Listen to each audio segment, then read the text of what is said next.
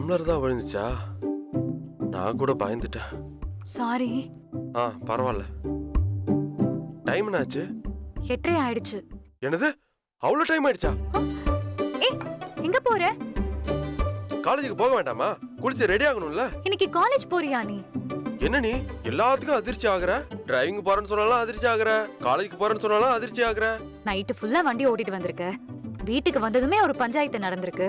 அதெல்லாம் முடிச்சிட்டு நீ இப்பதானே தூங்க வந்த. நீ டம்ளரை உருட்டி வேற என்ன எழுப்பி விட்ட. அதுக்கு தான் சாரி சொல்லிட்டேனே. நீ ஒன்னும் இன்னைக்கு காலேஜ்லாம் போக வேண்டாம். ஒழுங்கா தூங்கி ரெஸ்ட் எடு. இல்ல, இன்னைக்கு முக்கியமான கிளாஸ் இருக்கு. அதை விட்டு அட்டெண்டன்ஸ் இருக்காது. நான் போய் தான் ஆகணும். அத்தை ஒத்துப்பாங்களா? அதெல்லாம் நான் பாத்துக்கிறேன், நீ கிளம்பு. அப்ப நானும் உன் கூட வரேன். ஆனா எந்ததான் ஓட்ட சைக்கிள் ஆச்சே, அதுல நீங்க வருவீங்களா?